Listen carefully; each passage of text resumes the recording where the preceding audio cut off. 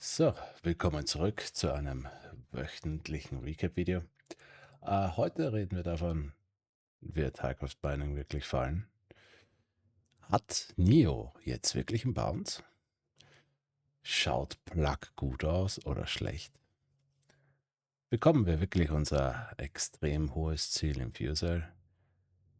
Was zum Teufel macht GNS?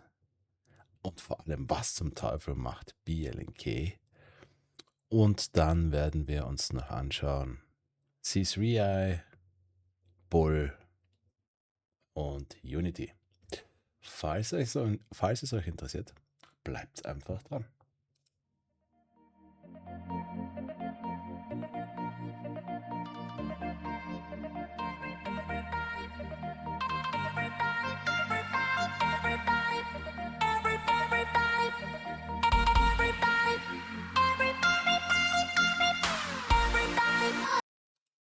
So, wie immer, zu jedem Video am Anfang, ich benutze diese Methode. Ich werde das Erklärvideo wieder am Ende des Videos verlinken oder ihr schaut einfach auf meinem Kanal und sucht die Playlist Fractal Method. Kleiner Teaser, bevor wir anfangen.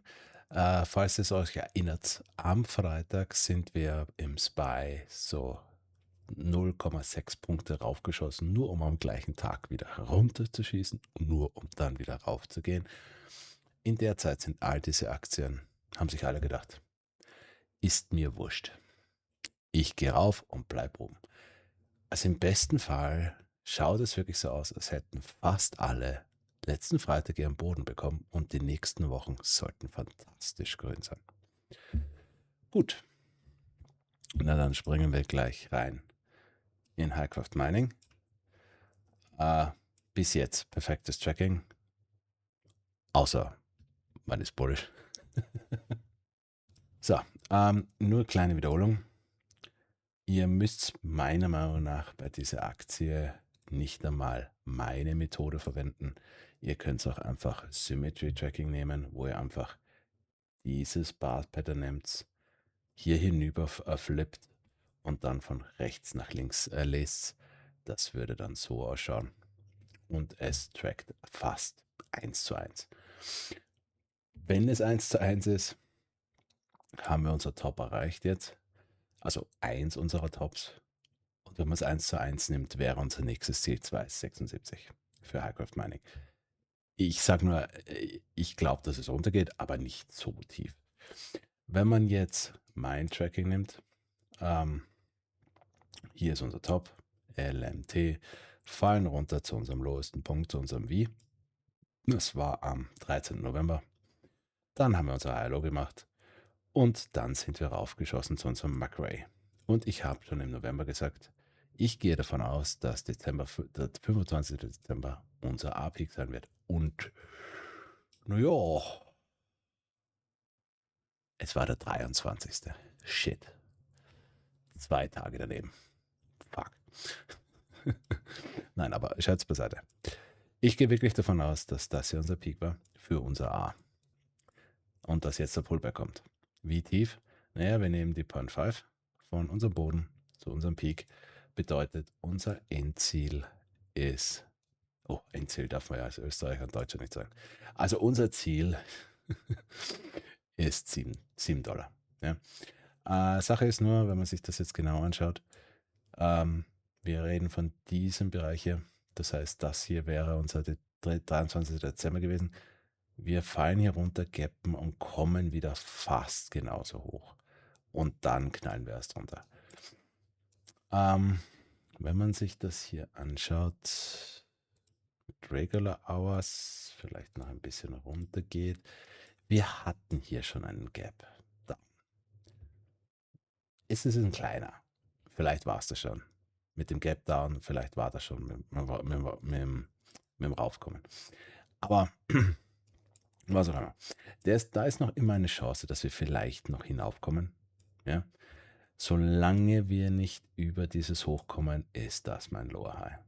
Ja?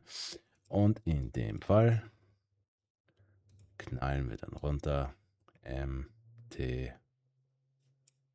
Ja? Oder wir machen es genauso wie im Jahre 2022 und wir kneifen einfach runter. Ja. Es sollte relativ schnell gehen. Was passiert dann? Naja, also wenn das hier unser Pullback-Target ist, knallen wir runter. Und unser nächstes Ziel danach ist unser B bei $90. Ja, genauso wie hier. Wir knallen runter und dann schießen wir wieder nach oben. Auch hier sehen wir eigentlich kein Pullback mehr. Also ich gehe diesmal auch davon aus, wir werden hier kein Pullback sehen. Im blödesten Fall machen wir dann diesen Blödsinn hier. Und dann ist nur noch die Frage, brechen wir allzeit hoch oder nicht. Aber derzeit trackt High Cost Mining genauso wie es soll. Schaut super aus. Okay, nächstes ist NIO. Hier zwei Varianten.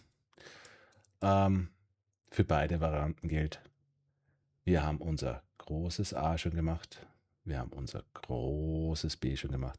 Wir sind jetzt gerade in unserem großen C. Und wir haben schon unseren B-Pullback gemacht. Wir haben schon unser Higher Low gemacht. Wir sind schon ausgebrochen aus der Trendlinie. Und jetzt machen wir gerade unseren A-Pullback.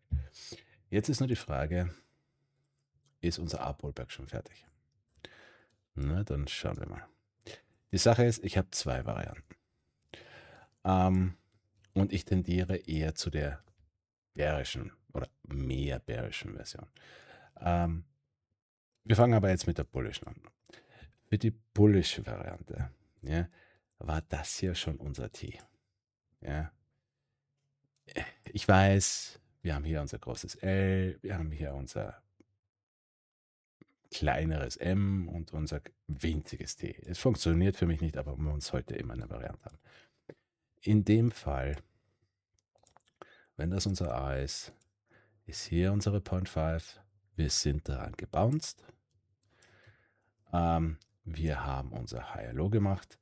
Das bedeutet, ich habe sogar eine Timeframe, bedeutet bis zum 9. Jänner gehen wir entweder blöderweise sideways und gehen dann rauf, oder 9. Jänner ist schon unser Peak im B. Ja, wäre $16. Und unser Pullback wäre bis zum 22. Jänner. Das wäre die bullische Version.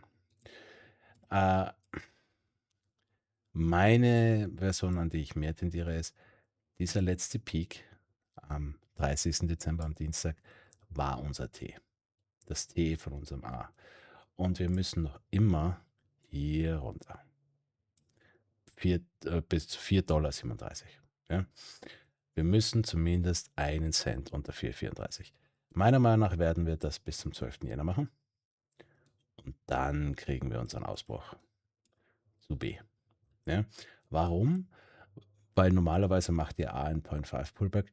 Ja, nur bei NIO, wenn man sich die Vergangenheit anschaut, schaut euch diese Sektion an. Wir haben hier unser V, unser Higher Low A. Wir haben eine Head and Shoulders und wir gehen runter. In 2020 haben wir genau dasselbe gemacht. V, Higher Low, unser A, Head and Shoulders, und auch hier sind wir unter das V&A gegangen. Ja? Dann unser Higher Low gemacht und dann sind wir raufgegangen. Ja? Also ich gehe davon aus, wir wiederholen das. Ja? Für Ziele, naja, das hier war unser A. Unser B ist irgendwo hier in der Nähe von M, $16 irgendwas. Unser C und das Ende von unserem großen C ist auf jeden Fall über 66. Irgendwo hier oben ist unser C. Schaut fantastisch aus. Schauen wir, was passiert. Okay, nächstes Plug. So. Hier unser komplettes bullisches Tracking für Plug. Die Alternative, die bärische, bedeutet, dieses Higher Low ist noch nicht fertig. Unser letzter Peak am 29. September war unser T. In dem Fall müssen wir hier runterknallen unter 69 Cent und irgendwo in dem Bereich werden wir unser Wie bekommen. Ja? Wir müssen höher als Allzeitlow sein, weil das Ganze ist Higher Low, aber irgendwo hier unten. Das ist die absolute bearische Alternative. Sehe ich noch nicht, aber wenn wir unter 86 Cent fallen, ja. So, für die bullische Variante 2 Sachen. Fangen wir mit der mehr bearischen Version an. Ihr seht ja hier, wir haben hier unser Peak, wir haben hier unsere Trendlinie. Wir haben hier unser Wie. Und für die bullische Version habe ich hier unser A. Es fehlt aber das Higher Low. Ja, wir haben hier kein Higher Low. Also für die mehr bearische Variante ist das Ganze hier, und wir sind unter der Trendlinie. Für die mehr bearische Version ist das Ganze hier unser Higher Low. Ja, so. Das Ganze ist unser Higher Low. Und dieses Higher Low ist nicht fertig. Ja? Wenn man sich das anschaut, das wäre unser L, das ist unser M und für die bärische Version war das hier unser T. Ja? In dem Fall, mein Timeframe war 29. Dezember bis 5. Februar, würde bedeuten, wir müssen jetzt hinunterschießen. Ja? Bis zum 6. Februar sollten wir unser V&A, das wäre bei 1,03 Dollar. Also wir brauchen mindestens 1,02 Dollar. Dann geht es nach oben. Ja? Für die bullische Version. Warum auch immer, dann war dieses kleine Higher Low genug und das ist unser A. Das Ganze ist unser A. In dem Fall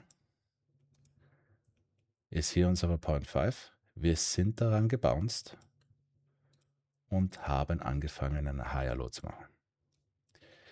Aber auch für das muss ich sagen, wenn das Ganze hier ein Higher Low ist, unser A-Punkt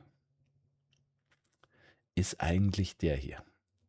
Die einzige Version, um das irgendwie bullish zu machen, wäre, das hier ist unser A. Das bedeutet, wir sind schon V an der A. Das wäre unser V. Higher Low ist fertig. Und deswegen habe ich auch diese Trendlinie. Wir tanzen gerade auf der. Wenn wir hier drüber gehen, also sagen wir, wir gehen über 2,48 Dollar, vergesst alle bärischen Alternativen. Dann geht es nach oben. Gut. Wenn es dann nach oben geht, was sind unsere Ziele? Also wenn es nach oben geht, dann haben wir unser A schon fertig. Das bedeutet, unser nächstes Ziel ist 31 Dollar für unser B. Ja? Und wenn man sich das genau anschaut, ne,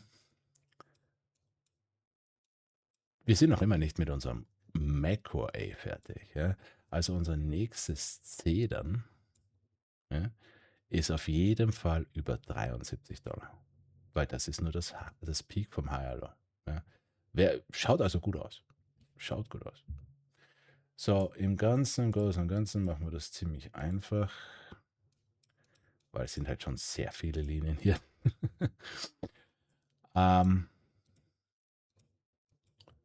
So. Sollten wir hier rejecten, sollten wir unter 1,91 Dollar fallen,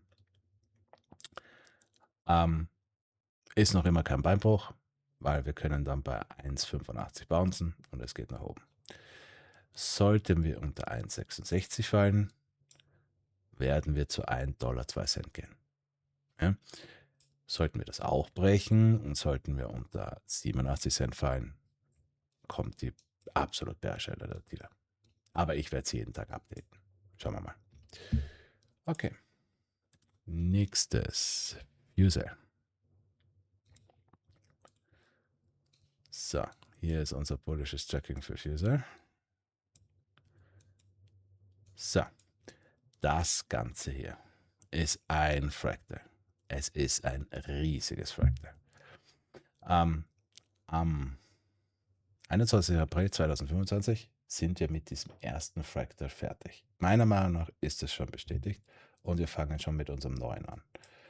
Preisziele wäre, wenn man die Regeln 1:1 nimmt, Unser nächstes A ist bei 865. Unser nächstes B bei 20.000. Wie ich das aber schon bei FFI zum Beispiel gesagt habe, ihr kommt hier nicht drauf ohne Split. Ja, schafft ihr einfach nicht. Nö, nie und nimmer, außen fertig. Und wenn wir keinen Split machen, dann werden wir diese Linie hier nicht brechen. Ja, und das wäre unser Rejecten Target und nachher sterben wir. Was haben wir bis jetzt gemacht? So, wir haben also unser V. Seitdem haben wir ein schönes High Low gemacht, was in einem V an der A geendet ist. Perfekt. Nachher haben wir noch ein Micro High Low gemacht, was auch in einem V geendet ist. Perfekt. V an der A geendet ist. Und in dem Moment, wo wir das beendet haben, sind wir nach oben geschossen. Breakout auf diese Trendlinie, in die Nähe von unserem T gelaufen, war unser A-Punkt. Fertig. Ich glaube, ich habe angefangen, das zu tracken hier und seitdem läuft es einwandfrei. Ist dieser A-Pullback schon fertig? Ja. Runter. Schauen wir, wo der Point 5 war. Der war hier. Wir sind ein bisschen drunter gefallen, aber wir sind auf der 0.61 gebounced und es war ein perfekter Breakout Retest. Somit ist A fertig. Nächstes Ziel ist B. Wir haben allerdings seitdem ein kleines Higher Low noch, Micro Higher Low gemacht. Micro Higher Low zu dem hier. Und auch hier sind wir in einer After-Hour-Session, in einer Candle unter das V an der A gefallen. Ja, einfach nur, um schneller zu werden. Ja, perfekt. Das könnte jetzt wirklich der Bounce gewesen sein. Alles über 10,90 Dollar ist. Ich habe jetzt einfach keine Alternative, muss ich auch dazu sagen. Alles über 10,90 ist bullish. Was bedeutet das generell? Naja, unser nächstes Ziel ist B. Und zwar bei 165. Wie schnell wird das gehen? Ja, die Sache ist, meiner Meinung nach wiederholen wir gerade 2019, 2020. Ja? Und wir haben hier unser V, unser Higher Low, Ausbruch. Und wir werden jetzt gerade, meiner Meinung nach hier, ja? Wenn man das hier drüber legt, wuppdiwupp, ja, dann sind wir gerade in diesem Pullback. Er ging tiefer als erwartet, ja, aber wir sind in diesem Pullback. Also im blödesten Fall machen wir jetzt blöden Sideways-Shit, ja, dasselbe, was wir auch in 2019 gemacht haben. Sobald wir eine Gap sehen, ist es bestätigt, dass wir das machen. Auch dazu gesagt, in Sachen Timeframe, ich gehe davon aus, mein Timeframe ist irgendwas Juni, Oktober 2026, aber der kommt zustande, weil B ist so riesig. Ja. Das ganze Teil hier, das hier, kann locker bis zu einem Jahr dauern. Unser nächster Peak allerdings, gehe ich vor Sommer aus, sage ich nur. Ja. Schauen wir mal. Okay, nächstes GNS. Hier ist unser GNS-Chart. Auch hier, das hier ist ein Fractal, was wir beendet haben. Und das Ganze hier ist schon das neue Fractal. Für Price Targets gibt es zwei Versionen. Das wäre unser A, unser B ist bei 7, unser C ist irgendwo in dieser Area. Hier gibt es zwei Versionen. Dasselbe Problem wie bei Plug nämlich. Ich weiß, ich habe das jetzt immer als A definiert. Sache ist nur, es gäbe auch eine Möglichkeit, dass das hier Higher Low ist.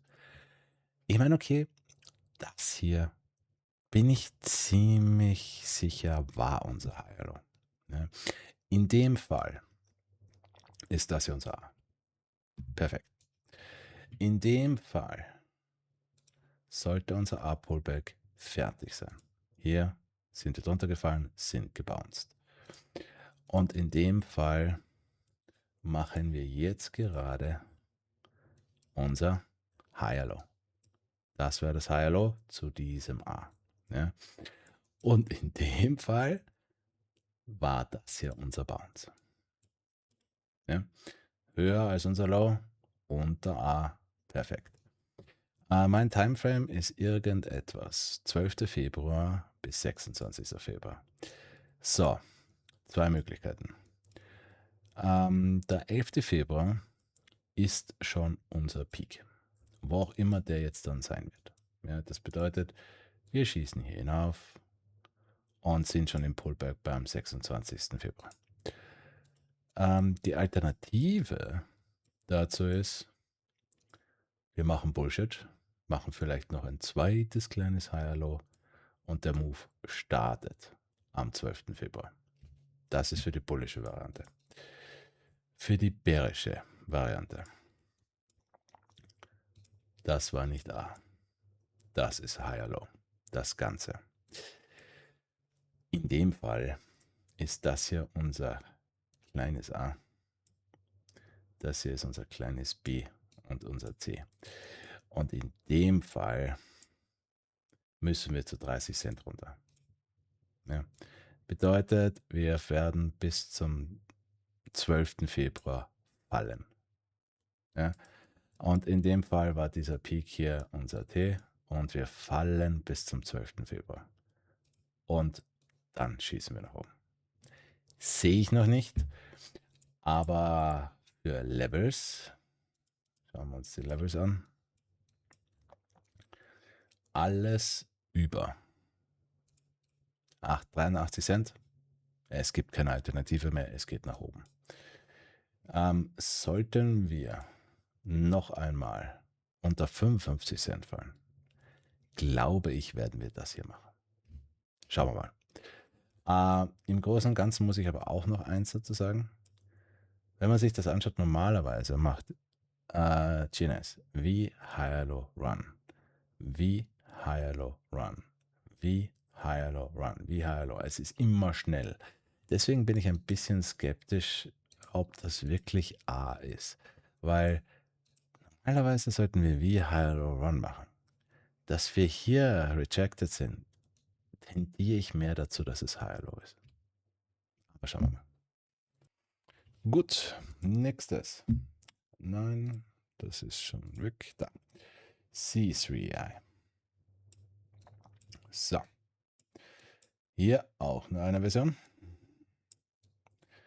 Und hier wieder mal, ihr müsst es nicht nach meiner Version tracken. Ihr könnt es hier auch wie bei Highcraft Mining einfach diese Paarpattern nehmen, hier rüber flippen und von rechts nach links lesen. In dem Fall würde das derzeit gerade so ausschauen und wir wären noch immer irgendwo in diesem Bereich hier. Und unser nächstes Ziel wäre $30 für A, 36 für B und dann ist nur noch die Frage, brechen wir unser letztes Peak und machen wirklich dieses W. Für mein Tracking bedeutet das, wir haben unser V schon gemacht, unser Low. Dieses Fractal ist somit fertig und seitdem machen wir unser Higher Low. Und in dem Fall sind wir auch schon fertig. Im besten Fall. Ja. Im besten Fall ist das hier unser W. Es war sehr knapp daran, dass es wieder falsch ist. Und das hier war aber unser W. Und jetzt, technisch gesehen, ist alles fertig, um nach oben zu schießen. Sache ist nur die, weil sich Fractals halt immer wiederholen. Meiner Meinung nach sind wir jetzt höchstwahrscheinlich hier. Wir müssen noch ein Higher Low machen, noch ein Higher Low machen, kommen dann vielleicht sogar niedriger und dann gehen wir erst hoch. Ja? Ich habe einfach noch keine Bestätigung, dass dieses Ding fertig ist. Ja? Mein Preisziel ist 9. Februar bis zum, was ist das?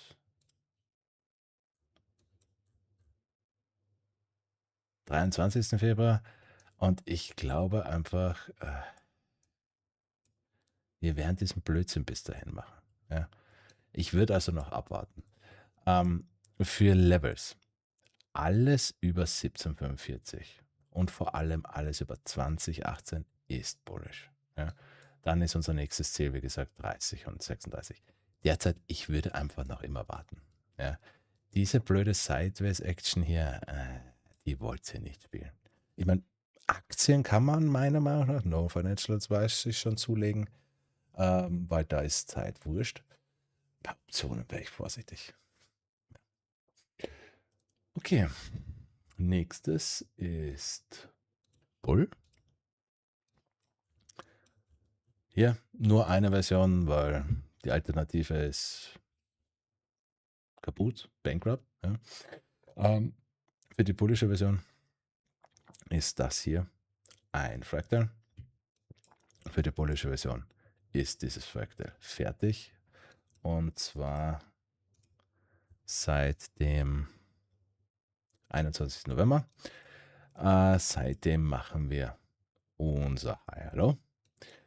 Wir sind sehr knapp dran gekommen, dass das falsch ist. Ja? Weil wir dürfen fürs High Low nicht unter 7,57 fallen. Dürfen wir nicht. Falls das fertig ist und dieses V/A hält, ja, bedeutet das, mein Timeframe ist 4. Februar bis zum 13. Februar und das könnte schon bedeuten, dass wir am 4. Februar bei unserem A sind. Bedeutet irgendetwas um $18 und der 13. Februar ist schon der Pullback. Ja, in dem Fall wäre das der Pullback irgendwas zu $11, $12. Und nachher kommt dann B mit $33. Und dann ist nur noch die Frage, brechen wir allzeit hoch oder nicht. Schauen wir mal. Für Levels, ich kann derzeit noch immer keine Kaufempfehlung geben, weil wir sehr knapp dran waren. Ich würde noch immer sagen, wartet bis wir 10,35 brechen. Ja. Für andere Levels sollten wir hier nochmal unter 7,66 fallen. Ich bin der Meinung, dann werden wir ein neues Allzeitlow machen. Ja. Und höchstwahrscheinlich machen wir das dann genau bis zum 3. Februar. Ja. Wie tief das dann geht, kann ich nicht sagen, weil hier unten ist nichts. Und das nächste Problem ist, die IPO zeigt uns halt auch nichts. Ja, das zeigt uns einfach nichts. Wir müssen also rein technisch an dieses rangehen und für das rein technische muss dieses Higher Low halten. Ja. Kann man nicht mehr dazu sagen. Okay, nächstes ist BLNK. Hier unser Tracking. Für BLNK ist es ein bisschen anders. Unser erstes Fractal war von IPO bis 30. März. Unser zweites war von März fürs Bullische bis April und wir wären schon im dritten. Ich fange jetzt mit der bärischen Version an. Die bärische Version, die bis Freitag meine Hauptversion, sie ist noch immer teilweise meine Hauptversion, bedeutet, das zweite ist noch nicht fertig. In dem Fall war nämlich der 6. Oktober unser T. Und in dem Fall müssen wir unter dieses Low fallen. Die Sache ist die, sind wir. Ja? Wir sind unter unser Allzeitlow gefallen und zwar, es war nicht einmal ein Cent. Ja, wir sind nicht einmal einen Cent tiefer gefallen. Also technisch gesehen ist dieses T fertig. In dem Fall war das jetzt unser W. Ja? Und in dem Fall, ich meine, meine Ziele sind 9. Jänner bis 20. Jänner. So, ich würde sagen, für die bullische Version, 8. Jänner ist unser Peak von unserem Higher Low. 20. Jänner ist der Pullback, der Finish von diesem Higher Low und dann geht es nach oben. Wenn nicht, ja, weil wir sind meiner Meinung nach zu tief gefallen, dann wird der 8. Jänner das Low sein. Ja. Wo wird das Low sein? Meiner Meinung nach irgendwas zwischen 48 und 35 Cent. Warum? Ja, wenn man sich das anschaut, bin ich noch immer der Meinung, dass wir eigentlich hier sind oder hier. Also wir suchen noch immer ein wirkliches Lower Low. Die Sache ist nur die, ich bin halt auch nur ein Mensch, das schaut nicht so schlecht aus. Also dieser Bounce hier schaut nicht so schlecht aus. Es hat meine No-Low-Linie gebrochen, keine Frage. Es schaut trotzdem nicht so schlecht aus. Also schauen wir mal. Die Sache ist die, alles über 1,34 Dollar, alles über 92 Cent ist bullish. Alles über 1,43 Dollar, vergesst die Alternative. Wie würde der nächste Move ausschauen, falls wir das hier wirklich schon hinter uns haben? Die würde so ausschauen. Ja. Kein Financial Advice. Vielleicht sollte man einfach ein paar Aktien kaufen. Ja. Oder 6 Monate Auswärtsoptionen. Die kosten gerade eh nichts. Ja. Es schaut derzeit nicht so schlecht aus. Muss wirklich schauen, was nächste Woche so passiert. Okay. Nächstes, Unity.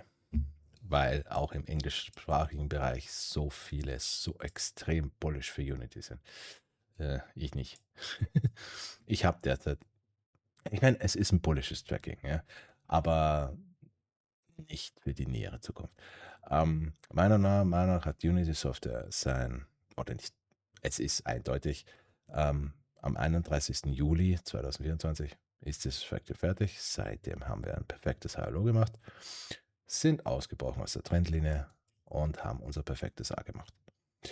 Sache ist nur, für mich war hier der 11. Dezember das Top. Um transparent zu sein, ich hatte vorher Tracking, dass das hier unser A war. Ja. Wir sind aber wieder raufgegangen, somit kann das nicht stimmen. Ja, habe ich auch zugegeben. War halt einfach so. Aber für mich ist das jetzt unser A. Ja. Bedeutet, wir brauchen unseren A-Pullback. Und in dem Fall ist unser A-Pullback bei 25,60. Und wenn man sich näher anschaut, hier näher, bin ich auch der Meinung, dass hier am 22. Dezember 2025 war unser Lower High. Bedeutet, wir fallen jetzt runter, kommen wieder hoch, das wäre unser M, dann fahren wir wieder weiter runter, rauf, unser T und unser endgültiges Endtarget ist hier. Ist hier bei 25,63. Und dann wird man kann Put spielen, es ist halt nicht wirklich eine Aktie, die schnell läuft, nur so als Warnung. Aber in dem Bereich hier wird es interessant, weil unser nächstes Ziel ist 108 für B. Und das ist etwas, was man dann schon wirklich spielen kann. Ja. Und dann, wenn wir alles richtig machen, und das wäre unser Peak, dann würden wir hier raufgehen, 0,5 Pullback, also runter zu 52. Und dann ist nur noch die Frage, brechen wir allzeit hoch oder nicht? Schaut super aus. Okay. Habe ich irgendetwas vergessen? Oh, genau. Weil ja jemand wissen wollte, ob ich nicht Novavax tracken kann. Okay. Also ich habe es probiert. Okay. Erstmals. Es ist ein grauenhaftes Fractal.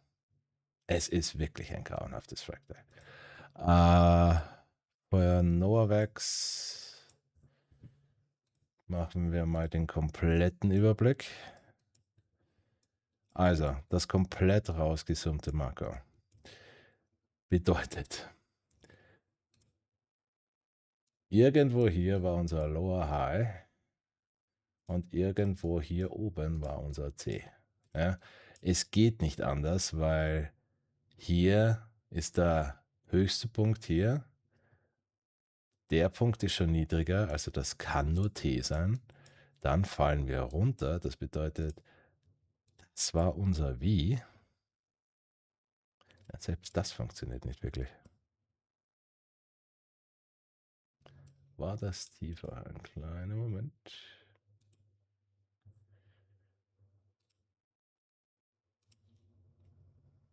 Ne, das war tiefer. Somit kann das auch nicht unser A gewesen sein. Das muss wieder unser neues C gewesen sein. Sag ja, es ist ein grauenhaftes Fractal. Wirklich grauenhaft. Trotzdem habe ich es durchgetrackt, so weit wie es irgendwie ging. Es macht prinzipiell immer dasselbe. Ja? Also wir haben immer ein schönes High Low, wir haben ein schönes A, ein schönes B, ein schönes C, dann ein Lower High mit Point, knallen runter, T, machen ein B&A, High Low, A, B, C, Lower High mit Point T, knallen wir runter zu unserem B&A. Wieder dasselbe mit A, B, C, Lower High mit Point T, knallen unter B&A. Und das geht die ganze Zeit so. Die ganze Zeit. Ich muss nur ehrlicherweise sagen, ich bin jetzt einmal 2 Stunden dran gesessen, ich werde es mir noch näher anschauen. Ich kann derzeit einfach makromäßig, also wirklich überblicksmäßig, noch nicht wirklich sagen, wo wir sind. Ja? Eigentlich hat sich das ja gut angehört als A. Ja, das würde bedeuten, das wäre Fractal 1 und wir wären jetzt in Fractal 2. Problem ist nur, das hier ist lower als das. Ja. Für die kurze Zukunft, nähere Zukunft. Ja, also wir haben jetzt wieder ein ABC hinter uns. Lower High Midpoint T. Das ist unser Allzeit-Low, was wir hier gemacht haben. Daraufhin haben wir wieder ein Higher Low gemacht. Wieder ein ABC. Wieder ein Lower High Midpoint T. Sind aber höher geendet. Haben unser V&A und es schaut so aus, als würden wir jetzt wieder ein Higher Low machen. Allerdings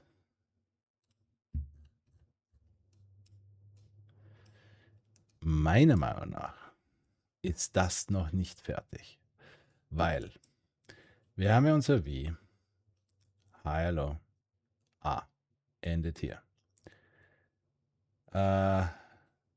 Nein, das A endet hier.